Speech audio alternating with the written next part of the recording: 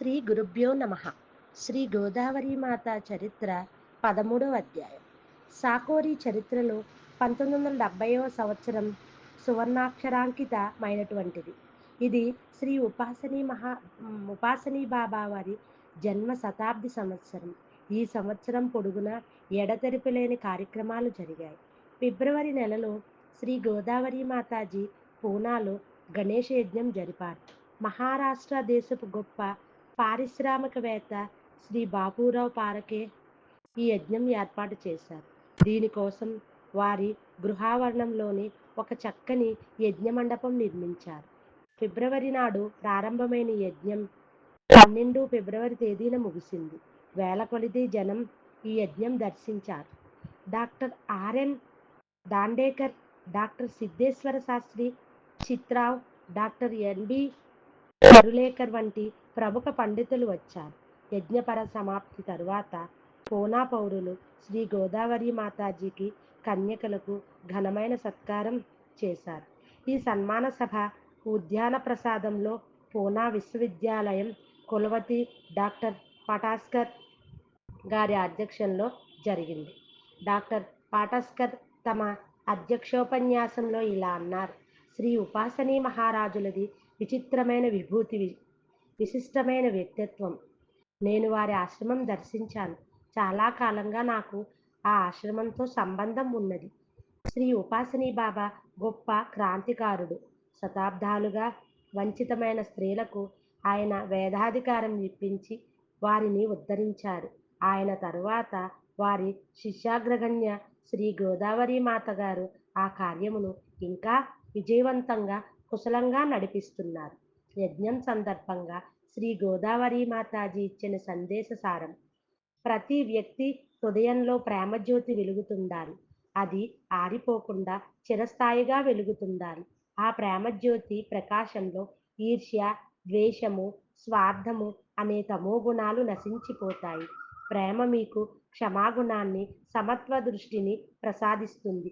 ఈ ప్రేమజ్యోతిని సర్వదా ప్రకాశాయమానంగా ఉంచుకోండి.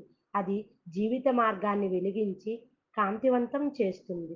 కష్టపు తుఫానుల్లో అది చలించవచ్చు, మిణుకు మనవచ్చు, కానీ అది ఆరిపోకుండా మీరు జాగ్రత్త పడాలి. నిరంతరం వెలుగుతుండేటట్లు చూడాలే. అప్పుడది శాశ్వతానంద శాంతిలోకాలకు దారి చూపుతుంది. శ్రీ ఉపాసనీ మహారాజుల జన్మ శతాబ్ది ఉత్సవాలు మే 15 నుండి 23 దాకా మహావైభవంగా అభూతపూర్వంగా జరిగాయి. యజ్ఞాలు, సత్యనారాయణ వ్రతాలు, నామ సప్తాహాలు, భజనలు, హరికథలు ఇంకా అనేక పుణ్యకార్యాలు ఈ సందర్భంగా జరిగాయి. శ్రీ గోదావరి మాతాజీ కన్యకలు కలిసి యజుస్సంహిత స్వాహాకారం చేశారు. అది 16 నాడు ప్రారంభమై 22 నాడు ముగిసింది. దీని ప్రేరకులు సాకోరి పాతభక్తులు, పూనా దక్కన్ కాలేజీ సంచాలకులైన పద్మభూషణ డాక్టర్ హెచ్.డి. సాంకలియ గారు. ఈ ఉత్సవాలలో అనేక సత్యనారాయణ పూజలు, నామ సప్తాహాలు జరిగినవి. వీటి కోసం ఒక ప్రత్యేక మండపం నిర్మించారు. వీటిని నిర్వహించిన వారు సుప్రసిద్ధ వార్కరీ సాంప్రదాయ నాయకులు. శ్రీ నారాయణగిరి మహారాజు గారు అభంగ భగవన్నామ సంకీర్తనలతో వాతావరణమంతా ప్రతిధ్వనింపచేశారు. అంజనా వాటికర్, వాలావల్కర్, బీడ్కర్ వంటి ప్రసిద్ధ కీర్తనాకారులు, హరికథా కార్యక్రమాలు, కృష్ణశంకర శాస్త్రి, డాక్టర్ భిడే వంటి విద్వాంసులు ప్రసంగాలు, పండిత భీమసేన కోశి వంటి గాయకులు భక్తి సంగీతం శ్రోతలందరికీ హృదయ సంతర్పణంగా ఉన్నది. ఒకనాడు నాసిక్ మొదలైన చోట్ల నుండి వచ్చిన వేద పండితుల వేదగోష్ఠి కూడా జరిగింది. ఒకనాడు సాంస్కృతిక సదస్సు జరిగింది. అందులో పండిత వసంతరావు గాడ్గిల్, శ్రీ కవీశ్వర్, శ్రీ చక్రదేవ్ ప్రభృతులు పాల్గొన్నారు. ప్రతిరోజు అన్నదానం జరిగేది. వందలు వేల సంఖ్యలో ప్రతిరోజు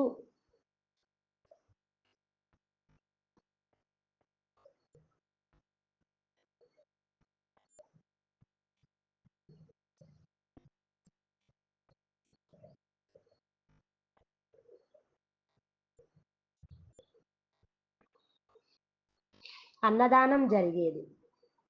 వందల వేల సంఖ్యలో ప్రతిరోజు భోజనాలు చేసేవారు. దాదాపు 50,000 మందికి ప్రసాద వితరణం జరిగింది. ఆ సంవత్సరమే నవంబరులో శ్రీ గోదావరి మాతాజీ సూరత్‌కు వెళ్లారు. అక్కడి నుండి నాగపురం వెళ్లారు. నాగపురంలో సాకోరి ఆశ్రమ శాఖ ఉపాసని గార్డెన్‌లో శ్రీ గోదావరి మాతాజీ బస చేశారు. ఒకరోజు హఠాత్తుగా శ్రీ గోదావరి మాతాజీ దర్శనం కొరకు ఒక వృద్ధుడు వచ్చాడు. అతడు సౌరాష్ట్ర వాసులందరికీ సింహస్వప్నమైన బందిపోటు దొంగ. అతని పేరు ధన్నా. రన్నా పేరు చెబితే పసిపాపలు పాలు త్రాగరు. అనేక హత్యలు, దోపిళ్ళు, గృహదహనాలు చేసిన ధన్నా ముఖంలో ఈనాడు రామభక్తుడైన వాల్మీకి గోచరిస్తున్నాడు. దన్నా గజదొంగగా మారిన చరిత్ర కల్పిత కథ కంటే అద్భుతంగా ఉంటుంది. అర్ధ శతాబ్దానికి పూర్వం చిన్న 18 ఏండ్ల కొత్త పెండ్లి కొడుకు.